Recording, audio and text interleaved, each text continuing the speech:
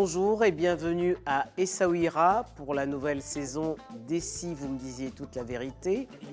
Identité et appartenance, c'était le thème du forum sur les droits de l'homme qui s'est tenu en marge de la 24e édition du festival Kenawa à Essaouira. Comment rester disponible à l'altérité et faire vibrer l'intelligence commune dans un monde où le repli identitaire est devenu la norme. Je l'ai vu hier soir, c'était la première fois que je me rendais à ce festival. J'en avais entendu parler. Ce qui m'a frappé, c'est la simplicité et la puissance, l'intensité de ce sentiment d'être ensemble que la musique porte. Et ce n'est pas n'importe quelle musique, évidemment, puisque c'est une musique qui s'autorise de son authenticité, de sa tradition, la musique gnawa, mais dont on voit bien qu'elle est en fusion avec le monde. Et d'une certaine manière, ça dit bien ce qui, je crois, nous rassemble ici, c'est-à-dire comment, au fond, séparer la notion d'identité des crispations identitaires qu'elle peut inspirer, comment, au fond, faire que l'appartenance, qui est d'une certaine manière une belle émotion, comme vous le dites, puisse, au fond, faire un commerce aimable avec le monde et faire en sorte, au fond, que on peut avoir le plaisir d'appartenir à une culture, mais on sera toujours conscient que les autres ne sont pas rien parce qu'ils ne sont pas nous-mêmes. Le symbole de l'émotion peut être par les couches des 50 dernières années où elle est devenue l'emblème de la musique gnawa, du croisement avec le jazz américain, du croisement avec le blues, la grande figure de Randy Weston. Ce fut également la ville. C'est une ville qui interpelle peut-être aussi en raison de son ouverture atlantique. Maintenant, vous l'avez dit, le festival Gnawa lui a donné une assise au-delà de sa petite localité au sud de Asfi et de Marrakech. Oui. Il ne faudrait pas que le temps d'un festival, au plaisir partagé de vibrer au même rythme, on en oublie la méchanceté des temps. Et c'est vrai qu'il y a bien des raisons de s'inquiéter de la marche du monde. Et on voit bien que le nationalisme identitaire, ou d'une manière générale, toutes les crispations ethniques, eh bien, c'est la chose la plus partagée aujourd'hui dans le monde, qu'il ne s'agit pas simplement de l'Europe, mais de l'Inde, mais du continent américain, mais de l'Afrique peut-être, et que tout cela crée effectivement les horizons d'un engagement. Et qu'est-ce qui nous ferait espérer ? Ce qui nous fait espérer, c'est, je dirais, le vieux projet d'émancipation des Lumières, même si on doit le critiquer, même si on doit le pluraliser. L'idée, c'est qu'il n'y a pas d'émancipation individuelle sans émancipation collective, et que l'une comme l'autre passe par un socle de connaissances en partage. Donc moi, je suis universitaire, je ne suis pas politique, et donc tout ce que je peux faire, c'est faire en sorte que la transmission du savoir et le partage de l'expérience participe d'une double lutte, qui est une lutte de connaissance et de reconnaissance. Je crois que c'est une question pour tous les citoyens du monde et pas spécialement pour des gens qui sont dans l'analyse comme moi. Nous avons tous la responsabilité de ce monde. Moi, j'aime bien l'expression d'Amartya Sen, le prix Nobel d'économie, qui disait que même de pouvoir partager par le discours nos impuissances et nos frustrations, c'est déjà créer un monde commun de cette difficulté à agir, de se le dire ensemble. C'est pourquoi le débat a toujours cette part importante. palabre, dit-on en Afrique, mais précisément, je crois que mettre les mots sur les choses, ça permet toujours déjà de faire un bon diagnostic. Vous savez qu'un médecin n'est pas astreint à des résultats, mais il est astreint au diagnostic et aux soins. Alors si un forum des droits de l'homme consacré aux identités, aux appartenances, permet de faire le diagnostic et d'apporter le soin déjà par le diagnostic, par la clarté des analyses, je crois qu'il aura déjà beaucoup contribué en tant que forum. Il n'est pas acteur politique, il ne siège pas au Parlement, ce forum, il rassemble des gens à l'occasion de ses performances vocales et musicales. Vous avez ces performances analytiques au niveau d'une analyse que des historiens, des philosophes comme M. Boucheron pour l'histoire, comme moi pour la philosophie, pouvons apporter très modestement.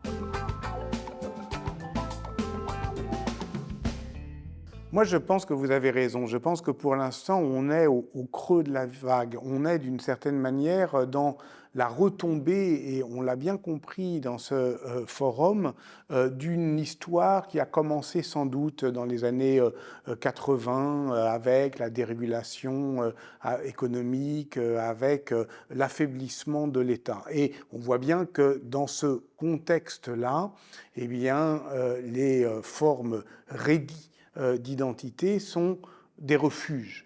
Mais au fond, notre monde, il a changé depuis 40 ou 50 ans. Et ce qu'il a changé, c'est effectivement cette certitude d'appartenir à une communauté de destin et de danger que la pandémie, mais d'une certaine manière aussi la conscience de la responsabilité humaine dans le changement climatique rendent, je dirais, plus aiguë, plus intense. Et on ne peut pas imaginer qu'un changement aussi radical ne transforme pas, au fond, les conditions de la prise de conscience. Mais on le sait en histoire, cette prise de conscience, elle n'est pas immédiate. Donc peut-être que ce à quoi nous assistons aujourd'hui, c'est, en tout cas, il faudrait l'espérer, les soubresauts du monde ancien.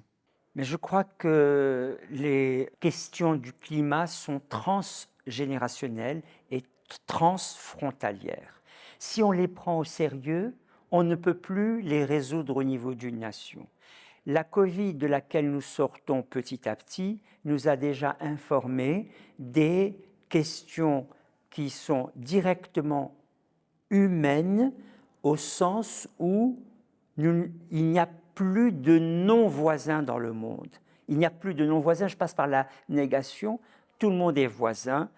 La pandémie l'a montré, est-ce qu'elle nous l'a enseigné? À mon avis, pas vraiment, mais elle l'a montré. Donc il y a une visibilité du changement climatique, une visibilité des maladies pandémiques qui ne se traduisent pas toujours en enseignement et en transmission et en action. Et ce fossé qui donne une forme de malaise véritable et un embarras de se dire il y a le lac Victoria en Afrique qui a perdu un niveau d'eau extraordinaire et que les plantes et les algues le submergent. Il alimente toute la région des Grands Lacs et surtout le Nil vers le nord. Et puis il y a cette visibilité-là et les actions tardent en raison du fait que même les États, quand ils signent un traité, ils mettent du temps à le ratifier. Donc, si vous voulez, cela n'empêche pas que le transfrontalier et le transgénérationnel du climat et de la maladie font pression sur nous pour prendre au sérieux ces questions.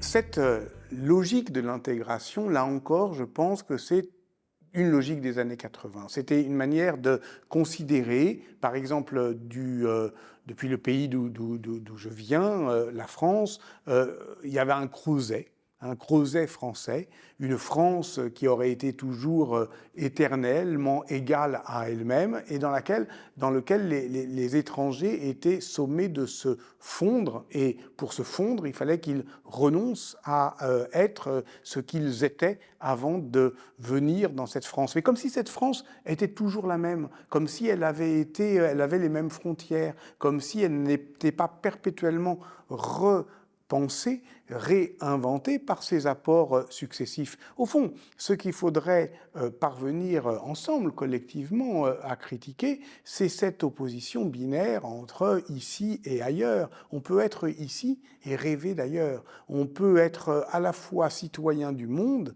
et, d'une certaine manière, pris par l'émotion d'appartenance. Et ça, c'est la musique, encore une fois, qui permet de le rendre sensible. C'est-à-dire une manière, au fond, de réenchanter une façon non enracinée de se souvenir d'où on vient, mais sans pour autant renoncer à passer, sans pour autant renoncer à la volonté et à la nécessité, sans doute dans le monde actuel, de l'échange et du partage. La notion de nation est assez récente. Et la notion de nation ne laisse une place vide entre l'individu et l'espèce.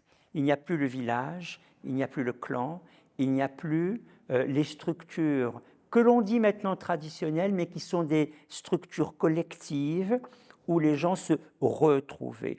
Et ce face-à-face de l'individu et de la nation,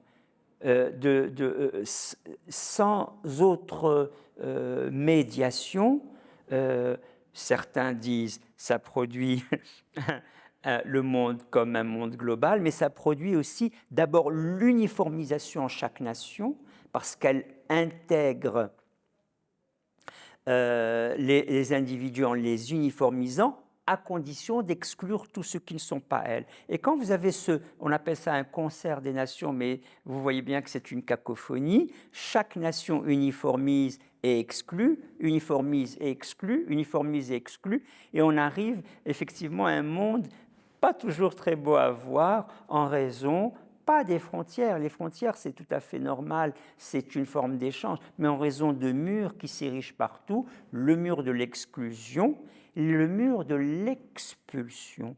Les gens sont expulsés de leur terre par l'appui du grand capital. En Afrique, on le voit. Toutes les régions qui ont été patrimonialisées, patrimoine mondial de l'UNESCO, ont donné lieu à des projets touristiques pharaoniques et on a expulsé les gens de leur terre. Donc il y a les expulsés du tourisme, les expulsés de la naturalisation de l'Afrique. Il y a des pressions, par exemple, de l'Union internationale de la conservation de la nature, UICN, qui fait pression sur des pays africains pour faire des parcs. Et donc, faire des parcs, c'est exclure les gens qui y habitent. On n'écoute pas les communautés locales, on n'écoute pas les villages locaux, et on fait comme ça, pas seulement de l'exclusion, mais de l'expulsion.